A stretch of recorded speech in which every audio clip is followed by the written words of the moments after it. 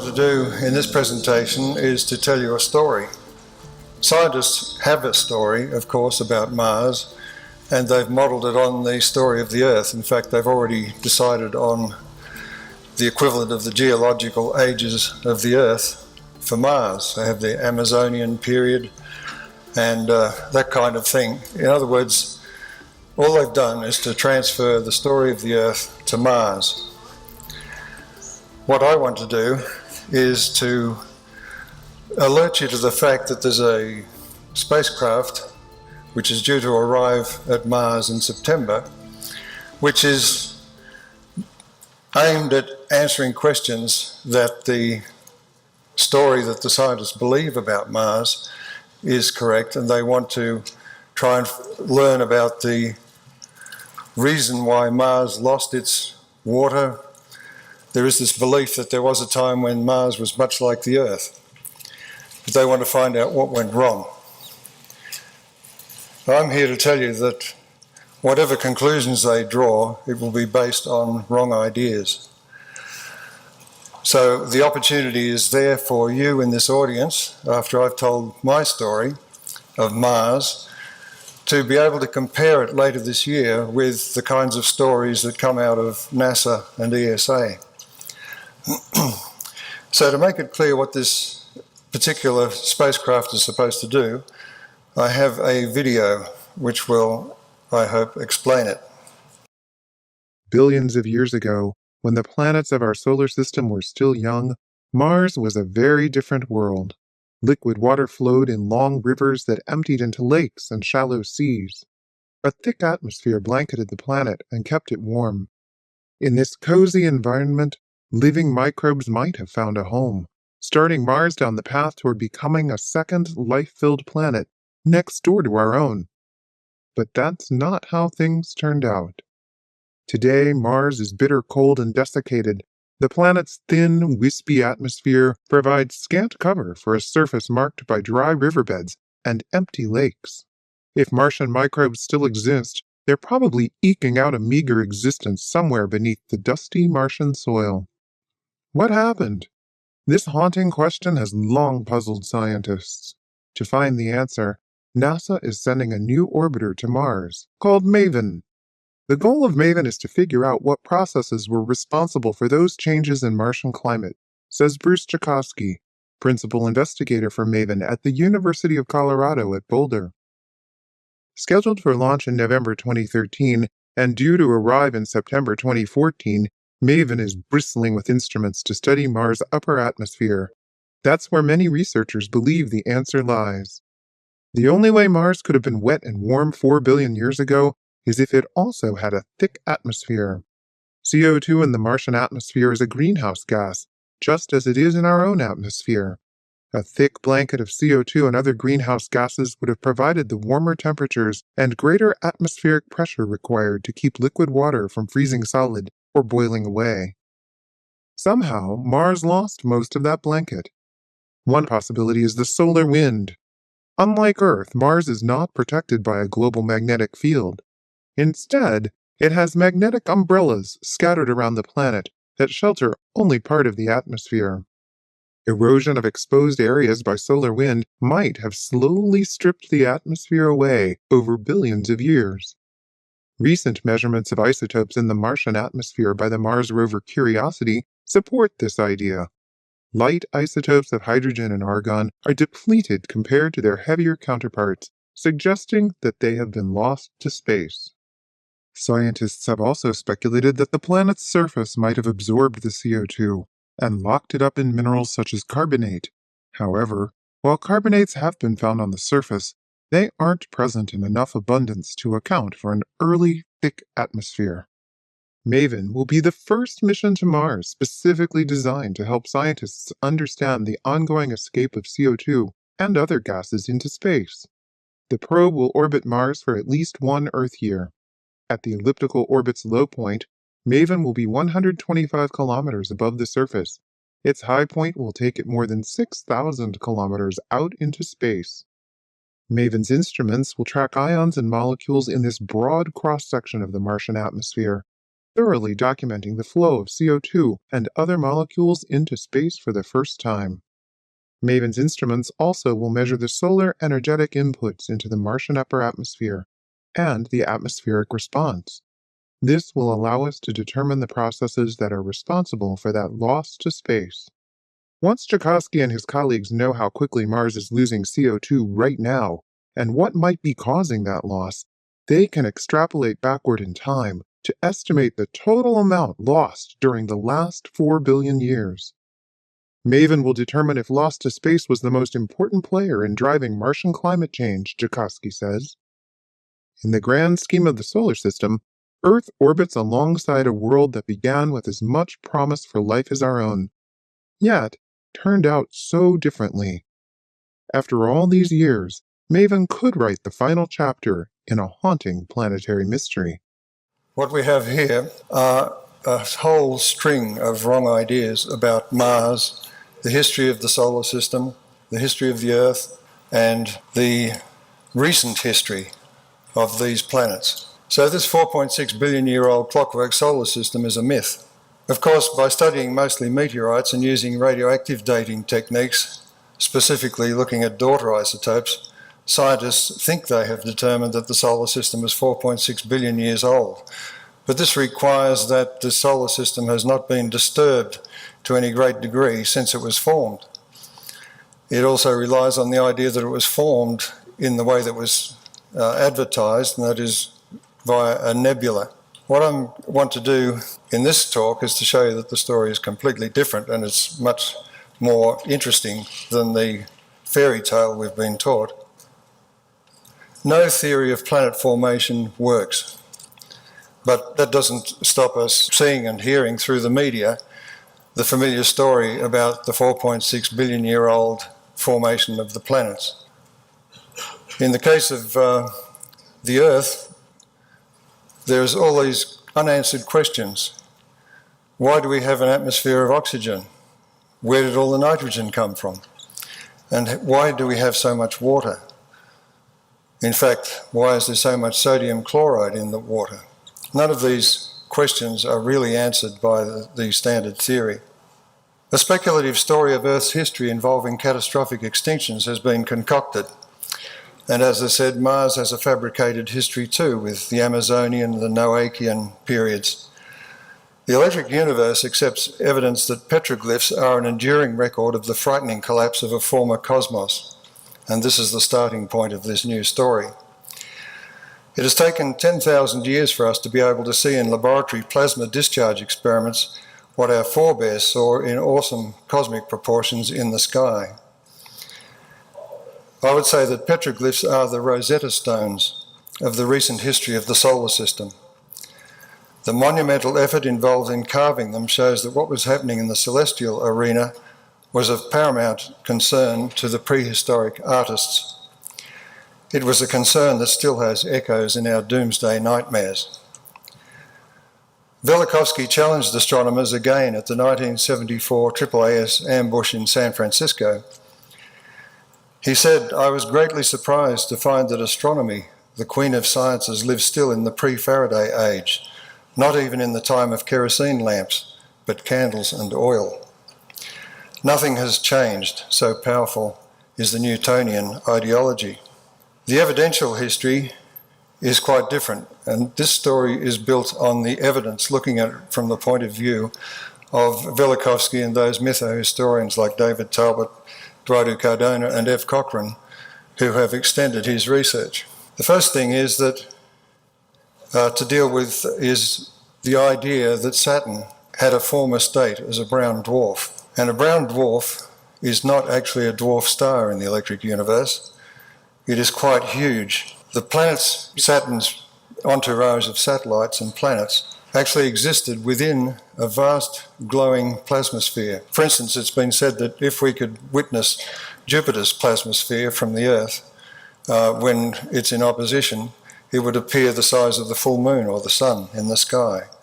So if you can imagine Proto-Saturn having that kind of size, all of the satellites of Saturn, and also if you were to apply that to Jupiter, those inner satellites would all be within that plasmasphere. Brown dwarfs flare, and this is a surprise to astronomers because they're supposed to be failed stars. They shouldn't have the energy to flare, but they do. So they must dump matter on their satellites. And this can be an answer to many conundrums about the formation of the planets. Water, we know that Saturn, the rings of Saturn are water ice, so here is the origin of the water for the Earth. Oxygen, reddish light, low gravity, gave rise to the Earth's plant and animal gigantism, the era of megafauna and megaflora. Evidence of the breakup of this earlier system, given in Symbols of an Alien Sky and Eduardo Cardona's Star series of books, has been around for some years now and is available for research for those who would like to test these ideas against what the MAVEN mission finds. And of course, as we've seen, the hard evidence of the thunderbolts between planets, which sculpted the Martian surface, came from high-energy plasma experiments. So this is a summary. Earth and Mars were planets orbiting a brown dwarf star in a previous life. You could say that we are the aliens in this solar system. It was the most hospitable environment for life, and this is something that astronomers have come to recognise in recent years. However, they still talk about a Goldilocks zone. If a planet orbiting around a faint dwarf star or a red dwarf star is in a particular orbit, it can harbour life. What I'm saying is different. The electric universe proposes that the real environment for life is within the actual glowing, huge envelope of these red stars. The atmosphere, water and minerals are deposited, and this can explain layering of moons and planets. The system broke up on encountering the sun, and I will describe this in detail. And interplanetary thunderbolts stripped the surface of Mars. So let's talk. We've presented quite a bit of material in this conference about stars and planets forming in cosmic thunderbolts. So we can expect that the Earth and Mars and Saturn, or Proto-Saturn as we call it in its stellar form, were formed in one of these cosmic lightning bolts in a molecular cloud, close enough together so that once the discharge abated, they were able to form a small planetary system. Now, one of the things about stars formed in this model, and it refers both to Don Scott's presentation and also to Markland convection, as Don said, the heavy elements concentrate at the centre of these discharges. So the cores of stars are composed of heavy elements. That's not hydrogen. So there can be no hydrogen fusion at the centre of the sun or of any star. They all have cool, heavy element cores. In the electric universe model, and I've written about this on my website, electricity plays a central role in both the capture and the stabilisation of orbits, so that capture is far more likely in the electric universe than in the gravitational universe. In fact, this is one of the difficulties that astronomers had to deal with early on, was that a body passing by the sun will normally just swing past it and then off again. There's nothing to reduce the energy of the incoming object so that it is captured. But in the electric universe, as I will discuss, that is possible. In fact, it's likely. The other thing is that one of the big puzzles that have affected planetary scientists in recent years with the discovery of so many so-called exoplanets, that is planets around nearby stars, is that they found these hot Jupiters orbiting the central star extremely closely, some of them going around in a matter of hours or days. There is another aspect of the formation of stars, and that is that if an instability occurs during the formation of the star, as I discussed the other day, each celestial body has an internal electric field, positive charge towards the centre, negative charge at the surface.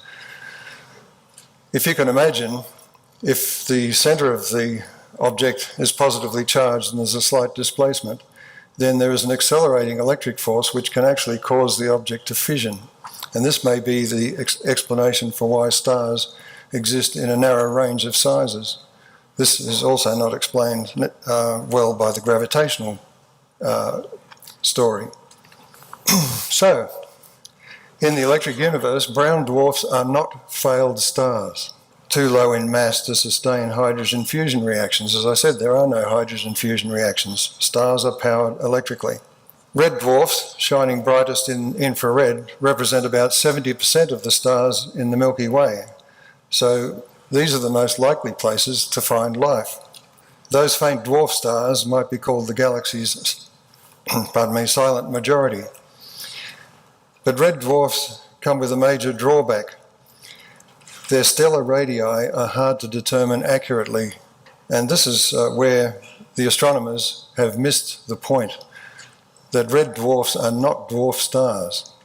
They are huge. All red stars are huge, for the simple reason that a star that is not capable of attracting sufficient electrons to satisfy the current demands of their electrical environment will expand their photosphere. In fact, the red dwarfs and so on don't actually have a bright photosphere. So the plasma sheath around them expands until it can intercept sufficient electrons to maintain the discharge. These pictures here of red stars, you can see some of the stars are so big, the giant ones, that they can be measured from the Earth.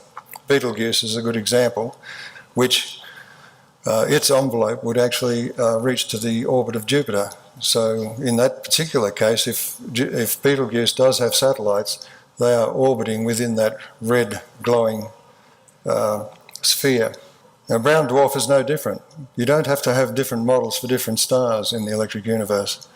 So a brown dwarf is a small star with a very large glowing envelope. Jupiter, the gas giants and so on, if you like, if Jupiter and Saturn were now taken outside the solar system, they would once again become brown dwarfs.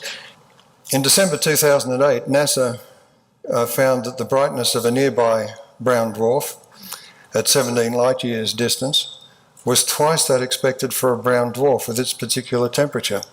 This is using the standard model of stars.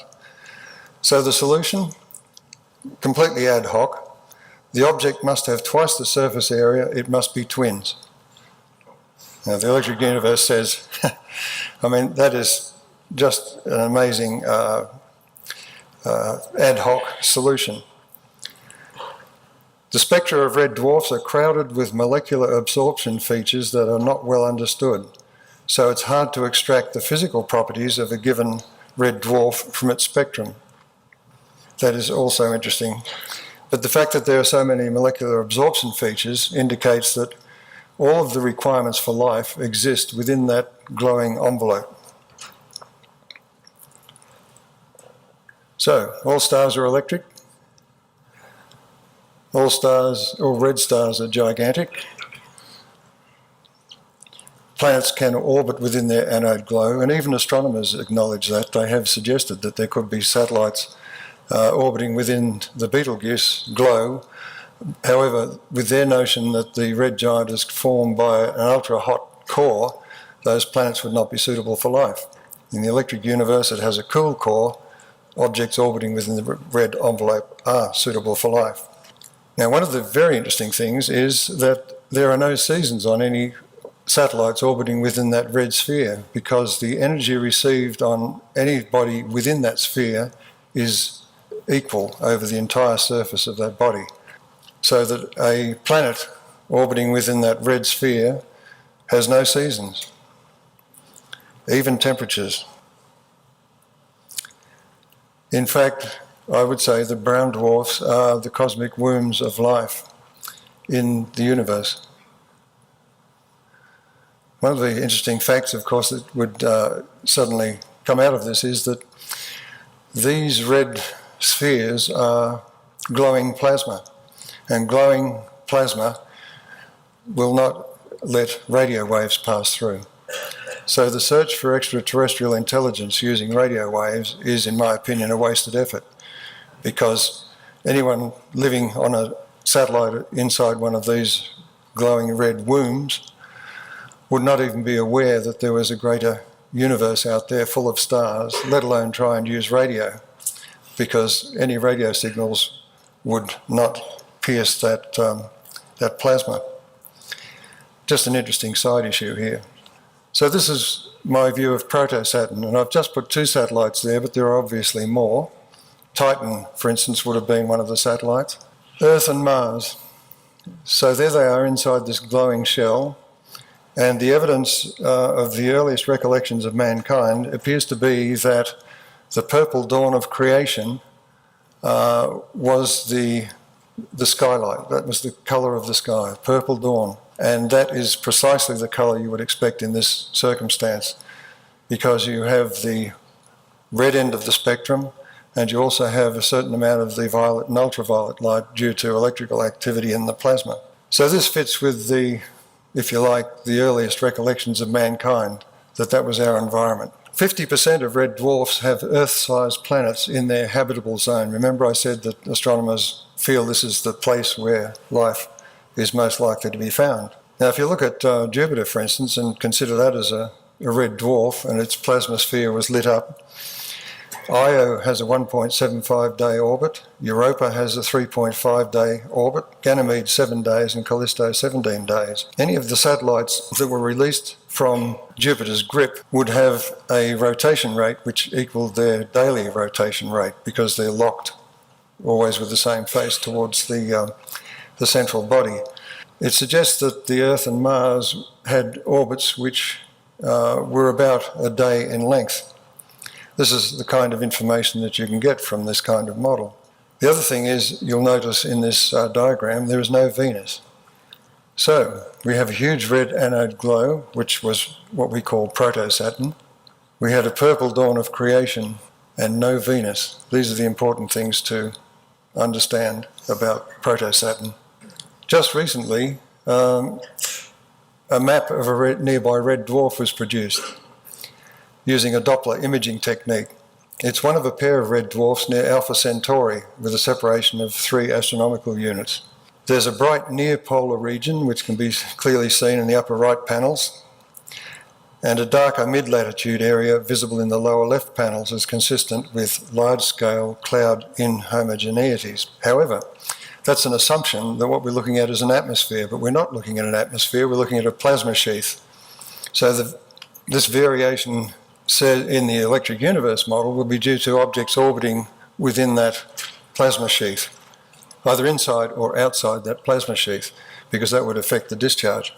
The other thing is that this bright spot towards the pole is the same kind of thing that's found at Betelgeuse, the red giant, which indicates that that's the electrical connection with the Birkeland currents that drive these particular stars. If I'm right, the patterns here should be more repetitive than weather patterns and without banding like Jupiter, which is undetectable so far by this technique, but you never know what they can do tomorrow.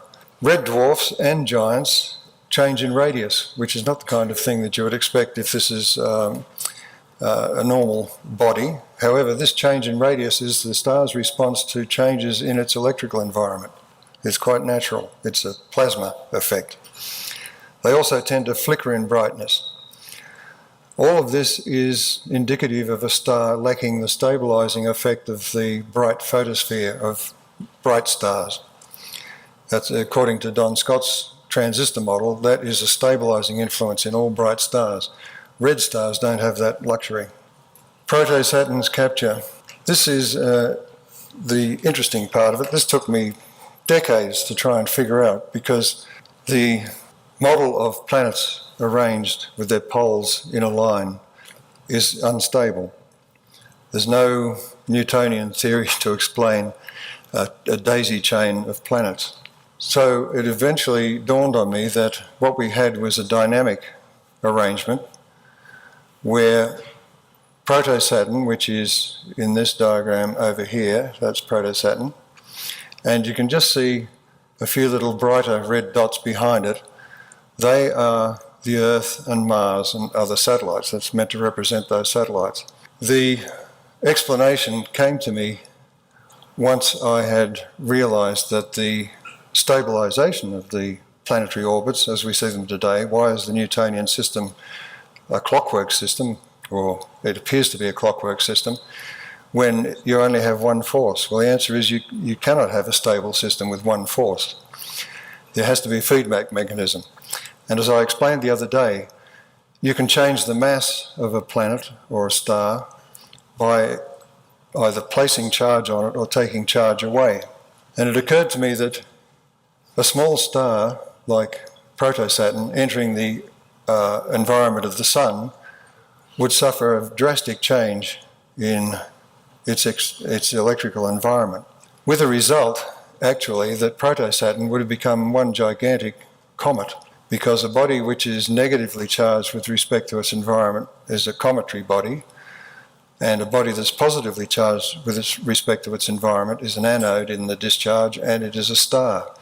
So this was a change, a sudden change, once Proto-Saturn approached the solar system at that time closely. At least it would have been most drastic once it entered the heliosphere, the boundary of the Sun's environment with interstellar space. So Saturn as a comet is removing electrons, and the result is that it is losing mass, it's accelerating towards the Sun. The bodies behind it, actually, sorry, I got that around the wrong way. The Proto-Saturn itself is losing electrons, as comets do. They are being passed on to its satellites. The satellites are gaining in mass. Saturn is losing in mass. Conservation of energy says that Proto-Saturn accelerates towards the Sun, and this is part of the electrical capture mechanism. The Earth and Mars and the other satellites gaining in mass will tend to fall behind and line up, rather like Comet Shoemaker Levy 9. The electrical discharge, the polar discharge, in my opinion then, is the central column of Saturn's cometary discharge. We were sitting in this cometary tail, right in the middle of it. And all of the plasma discharge effects that were witnessed by the ancients and chiselled into rock come from that period of capture. I've said as a cometary body, Proto-Saturn loses electrons, it accelerates towards the Sun. All of this could explain all of the plasma phenomena, discharge phenomena, recounted by Dave Talbot and Eduardo Cardona. The latest measurements by Pitieva and Standish suggest the astronomical unit is increasing about 23 feet per century. That means that the Earth is actually, its orbit is shifting over time. But according to the beliefs of astronomers, the astronomical unit shouldn't change at all. The mechanism I'm describing for the modification of gravity provides a mechanism that can be tested, because the Earth's orbit expansion should be a discontinuous function with discrete jumps following major solar storms and at Venus's inferior conjunction, when we sit in the cometary tail of Venus. So there are various means of testing these ideas too, outrageous as they may seem. This is Saturn. In June 2004, I posted on my website Cassini's Homecoming, before the Cassini mission began to send all of the detailed information back about Saturn. And I wrote back then, a scenario follows that is so alien to any conventional theory of Saturn's history that it should be easily tested against any information gained from the Cassini mission. It shows striking connections between many seemingly unrelated facts about certain planets. Because if the planets that I mentioned were part of the same family in the past, we should be able to see family resemblances. That is something that conventional cosmogony has not been able to do. That was the end of the quote. For instance, the tilt of Saturn at 27 degrees to the ecliptic plane is itself an enigma unless it formed independently from the Sun. The axial tilts of Saturn, Earth and Mars are very similar. The short-lived rings of water ice, it's been said by astronomers that they shouldn't last for any length of time, geologically speaking, and yet here they are, brilliant. And as I said before, it gives us a clue as to the origin of all of the water on Earth. We come to Titan because Titan has been examined closely in recent years, and it also had the Huygens probe, which landed on the surface. And I was very pleased that happened because I predicted what would be found beneath the clouds, and I was proven correct. Before the spacecraft descended to the surface, it was thought that Titan must be covered in a methane ocean, simply because methane is found in the atmosphere of Titan, and it cannot have been there for 4 billion years because it's dissipated continuously.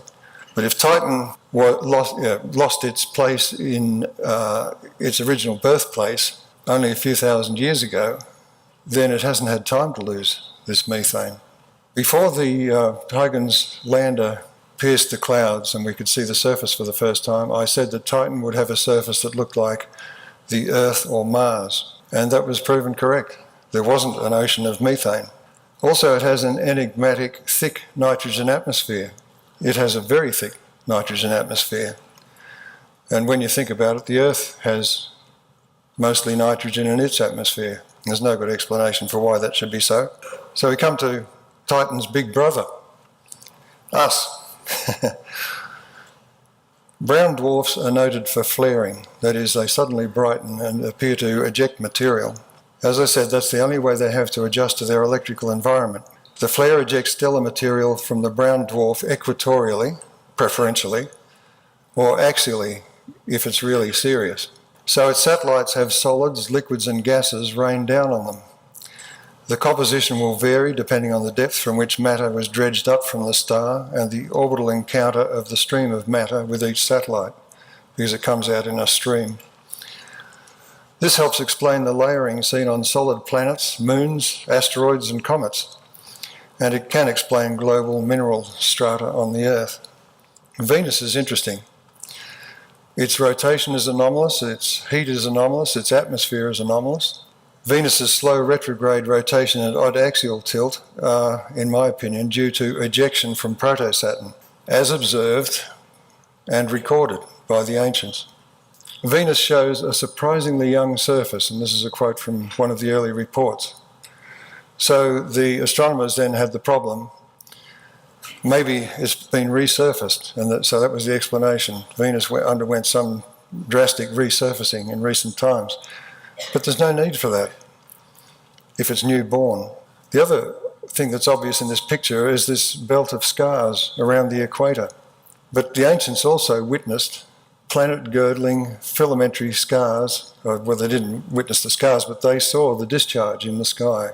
And this is obvious in Dave Talbot's reconstructions with those radiating streams. And remember, we were underneath the pole of Venus at that time, so those streams are coming from the equator. And they are typical of electrical scars from lightning through a thick atmosphere. The electrical universe account explains many odd things about Venus. Its hellish temperature, it was born from the cool star, Proto-Saturn. So this gives you an idea of the kind of temperature of the core of a star, like a red dwarf. It has a thick 96% carbon dioxide and 4% nitrogen atmosphere, plus a few hydrocarbons. It also has some water in the atmosphere, but strangely the water decreases until it becomes extremely dry near the surface. And this was a puzzle. If you think about it, you've got a surface which is of red-hot minerals, and you've got this thick atmosphere of nitrogen. It was Louis Kervran, the French scientist, who, in years gone by, showed that nitrogen on a red-hot iron surface can actually be transmuted to carbon monoxide. And there's a process that was used some time in the past to produce hydrogen for burning home fuel, which used heat, carbon monoxide and water, and the water is split to form carbon dioxide and hydrogen.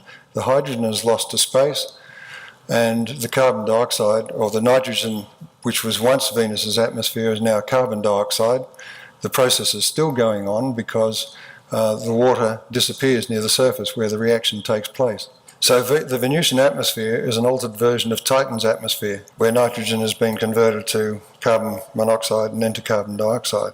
Because the atmosphere is so much thicker than that on Earth, Venus's total nitrogen is actually 4 times more than the Earth.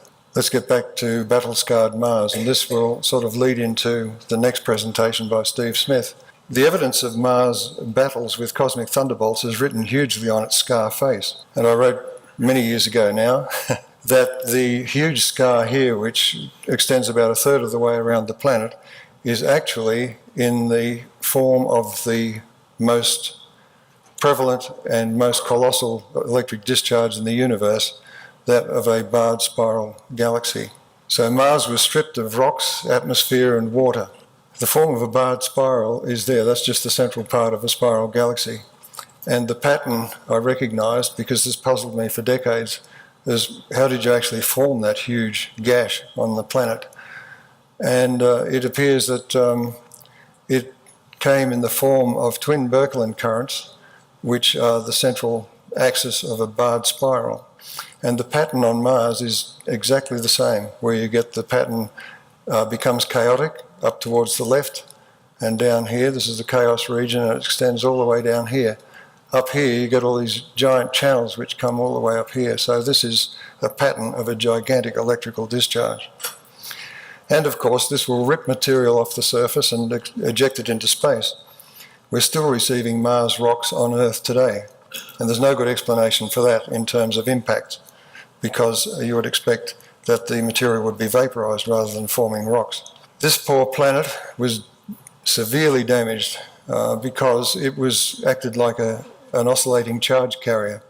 It was between Proto-Saturn, you had Proto-Saturn, Venus, Mars and Earth, and Mars would move up towards Venus, get zapped, if you like to put it that way, and then carry the charge down to the Earth, where it would discharge to the Earth. This is why it was regarded as a colossal threat and the god of war, because it was the planet that did most of the charge transfer to the Earth. But in the process of charge transfer, it ripped the surface apart. But if you remember, and this is important, it occupied a similar place to the Earth in the cosmic womb of Proto-Saturn. So it's quite likely that it had an environment pre the catastrophes that was very much like the Earth's. So we have misunderstood Mars. This is an artist's impression of an early wet Mars. Late Hesperian, this is one of these other so-called geological eras on Mars, mythical ones. The outflow channels are shown. But of course they may be correct insofar as there was probably water on Mars because it occupied Proto-Saturn's environment. The geologic history of Mars from oldest to youngest are the Noachian, the Hesperian and the Amazonian. They are defined by the number of meteorite impact craters, and here we run into the problem of what kind of craters are they really. If they're electrical craters, they cannot be used for dating. But the electric universe shows that hemispheric cratering, northern hemisphere, just kilometres of matter being removed from the northern hemisphere. All of this can happen in a single cataclysm. Martian geological history is a myth. The Mars Atmosphere and Volatile Evolution, or MAVEN mission, is to study the loss of atmosphere today and extrapolate backwards over 4 billion years to figure out what happened to make the Martian environment so different to the Earth's. I predict the evidence will make no sense for the conventional evolutionary story, but that will not be enough to discard it. The comforting dogma of evolution in place for 4 billion years requires extraordinary disproof. What will scientists do when lazy retrocalculation and speculation are discredited by proof of sudden catastrophe and links to other members of its original family? So strong is the attachment to the old fairy tale that I'm confident ad hoc adjustments will be made and anomalies filed away to be figured out someday or forgotten. As the philosopher David Stove wrote, Newtonian physics is a guarantee against the occurrence of just about anything disagreeable. The irony for us is that Mars was more Earth-like within the time of modern humans on Earth. After all, until recently we shared the same cosy stellar womb. Life on Mars should have stood an equal chance before the hapless small planet became both a ruddy symbol and a casualty of celestial war. Shrapnel from those prehistoric battles still arrive on Earth today. The story of Mars is far more dramatic and catastrophic than anything dreamt up by theorists or imagined by science fiction writers. Our challenge will be to make sense of data from the MAVEN mission that conforms to the evidence gleaned from prehistoric eyewitnesses of Martian events.